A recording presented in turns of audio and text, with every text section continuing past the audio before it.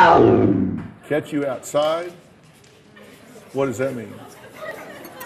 What I just said. Welcome guys to the Vapor 93 show. This is the Newbie and the Beast. My name is Noah. My name is Ashley. And today we're going to be reviewing the Stride VR80. This is a single battery box mod. We're going to go ahead and review it today for you guys. So let's get right into it. Alright, so what comes in the box? As you can see, it comes in a nice cardboard box. You're going to, the mod's going to be sitting right in here. Go ahead and take out the foam insert, as well take out the paper spacer inside. And as you can see, you're going to be coming with an array of different things within this. You're going to be getting a micro USB cable for charging. Also going to get a warranty card. You're going to also receive a battery safety card. Make sure you guys go ahead and read this. Make sure you guys that you guys are properly using correct battery safety, as well as the main manual for the mod. Explains basically how the device works, all the different functions and features, but we're gonna go ahead and talk about those functions and features for you today so you guys don't have to read that. Alright, so what kind of batteries does this take? It's going to be using a single 18650 battery, pretty much a standard battery for 90% of the vapes out there. Basically you can use any 18650 that is basically on the market right now, whether that be a Samsung, LG, or basically any of the other eFests, that kind of a thing.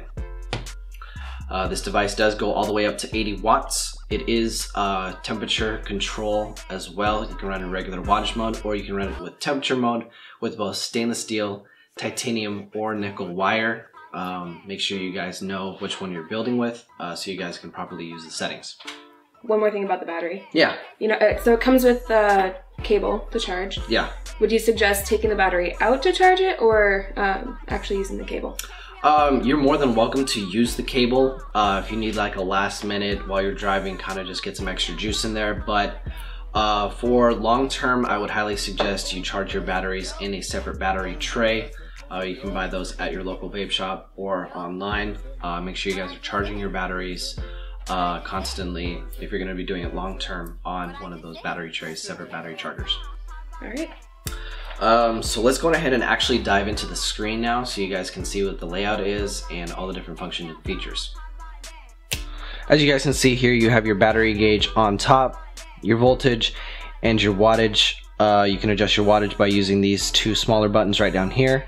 It does round robin, starts all the way at 5 watts and goes all the way up to 80 watts. You can single click to go 1 watt at a time, or you can long hold and it will slowly start scrolling up and then it speeds up. And it will stop at 80 watts, but it will round robin all the way back down to 5. Right below that you have your ohms and resistance of the coil that you are using. You also have the constant amperage rating, what your battery is running at. You have a puff counter as well as a timestamp for the number of seconds that the mod has been firing for. Basically, to get into any of the menu settings, go ahead and triple click the firing button 3 times. 1, 2, 3. Sometimes it's finicky. There it goes. And as you can see, you have your work mode, which is basically choosing if you want to go in normal mode or you want to go into power mode, which basically pushes the wattage to be firing a little bit faster, so there's no really wait time for the mod to, or for the coils to heat up. You can also switch down to temp mode. Go ahead and use the two wattage control buttons to go ahead and scroll through the menu. Left button will scroll you down through the menu. Right button will scroll you up. Firing button will also select the working time. You're going to go ahead and reset that. The puff count will also be able to reset through here, as well as the color palette. You are able to change the color and the background of the text if you do choose so. I chose white and orange just because I like that color scheme, but you're more than welcome to change any color scheme. It has the red, blue, and green color scale to be able to adjust accordingly. And if you want to go ahead and exit out of the menu, just go ahead and hit exit and hit the fire button, and now you're back to the regular screen. What kind of RDA are you using on it? So for me, I'm personally using the Goon. The Goon is my favorite RDA. It's a little on the higher end of the market, but it has one of the best build features, build decks to build on, as well as some of the best airflow that I feel personally gives me a great balance between flavor and cloud output. So overall, guys, I've really enjoyed this device. It is available in multiple color schemes. As you can see, it's kind of that marbled look to it, as well as every single RDA and tank that I've put on this sits flush, no spacing in between, makes a connection, and other than that, it's been a really enjoyable device to use. Hey, we got a question on live stream Instagram. TSitIJR as asking, can you do a dragon? Can I do a dragon? Oh gosh.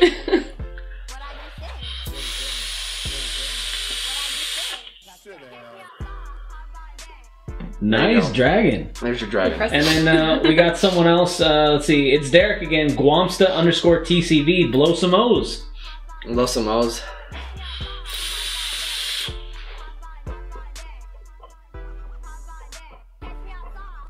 They're kind of weak today.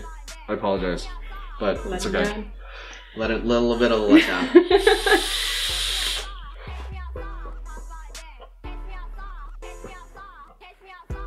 All right. Okay. Let's get back to some of the questions though. All right, so how does it feel in your hand? Honestly, it feels really nice. It has a good weight to it. It's a very comfortable grip to it. Most of the time I'm firing it with my thumb. I do have the screen kind of facing in my palm here. Some people might choose to go ahead and grip it the other way, use their index finger to fire it. But for me personally, I really like the way that thumb feels. It's kind of at an angle, so it just sits perfectly right there, and it's just easy to fire and easy to press. The button's super it's super clicky, so I mean, there's no like really like stick to it, or there's no really like button rattle to it. So it's really easy to use. Feels great in the hand. So I know my luck when it comes to mods. So when you're holding it with the buttons facing your hand, does your palm end up pushing any of the buttons on the screen? Actually not. That's one of the great things about it, is that the screen is kind of recessed into the mod, as well as the buttons aren't protruding that much, and it does require, you know, not a significant amount of force, but definitely you have to be trying to adjust the wattage or pressing any of the other buttons to go on ahead and do that.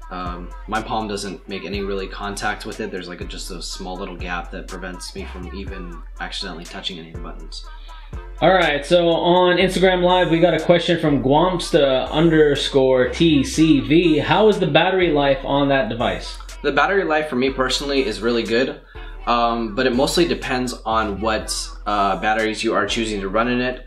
For me personally, I've been using the Emrin Cheetah batteries. They're rated at 50 amps as well as 2600 milliamps. There are other batteries with a higher capacity out there, such as 3500 milliamps. Some of the Samsung batteries, some of the LG batteries do have a little bit more milliamps to them. But for me personally, I really have enjoyed my use with the Cheetahs. But your battery life also depends on what wattage you're running it at. For me personally, I'm pushing it at the max to be 80 watts, just because I like that warmer, hotter vape. So my batteries do die a little bit faster that way, but say you're running it only at 30 or 40 watts, you are going to get at least a full day's use out of it. So some mods come with the safety features. Does this one with the clicks on the firing button, or does it offer, does it not? Yeah, so it has a 10-second cutoff if the mod is firing, but it's like I said, it's a significant enough amount of force that you have to fire the mod, so that it's not just going to be firing in your pocket, as well as it is at that slanted angle. So if you are sitting it in your pocket, there's a very low chance of it even firing. As well as you can automatically turn on and off the device with 5 clicks. It's got excellent safety features. If the battery does get too hot, the device will automatically shut itself off to prevent any venting. The chip has that safety feature in it as well. All right, we got a Instagram Live question from Matt_Vapor93. What is the lowest resistance that mod can fire?